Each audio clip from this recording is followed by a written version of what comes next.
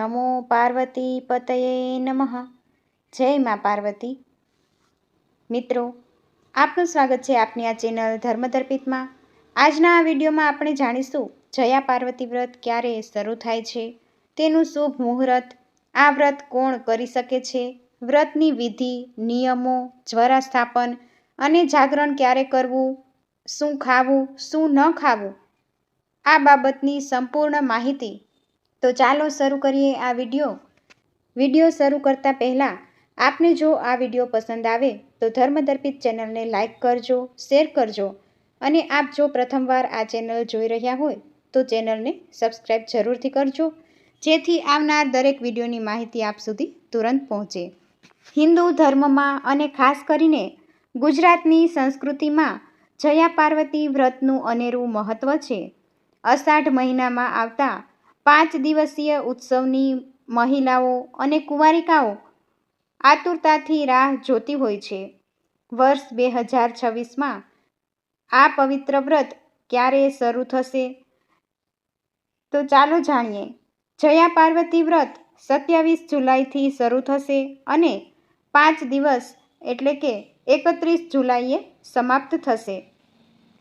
અષાઢ સુદ ત્રયોદશી તિથિ 26 જુલાઈના રોજ બપોરે 1:57 શરૂ થશે અને 27 જુલાઈના રોજ સાંજે 4:14 પૂર્ણ થશે. મિત્રો, વ્રતના પ્રથમ દિવસે એટલે કે 27 જુલાઈના રોજ પ્રદોષ પૂજાનું મુહૂર્ત સાંજે 7:06 થી 9:21 સુધીનું રહેશે. માટે પ્રદોષની પૂજાનો સમય ભક્તોએ કુલ 2 કલાક અને 5 મિનિટનો મળી રહેશે. માતા પાર્વતીના સ્વરૂપ દેવી જયાને સમર્પિત જયા પાર્વતી વ્રત સૌભાગ્ય અને સુખ સમૃદ્ધિ માટે કરવામાં આવે છે.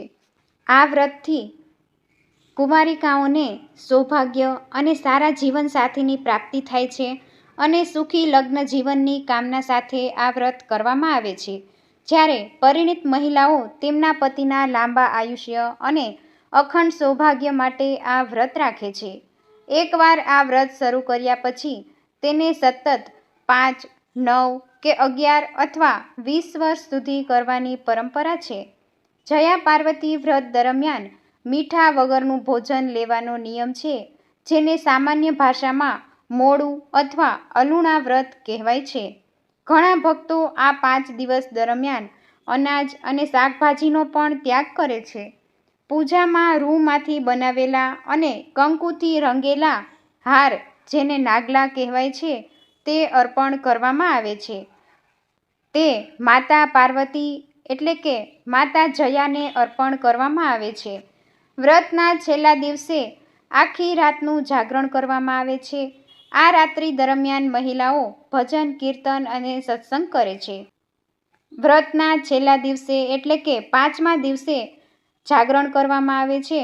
જાગરણના બીજા દિવસે સવારે જે જુવારાની સ્થાપના કરી હોય છે તે જુવારાને નદી કે પવિત્ર જળાશયમાં વિસર્જિત કરવામાં આવે છે.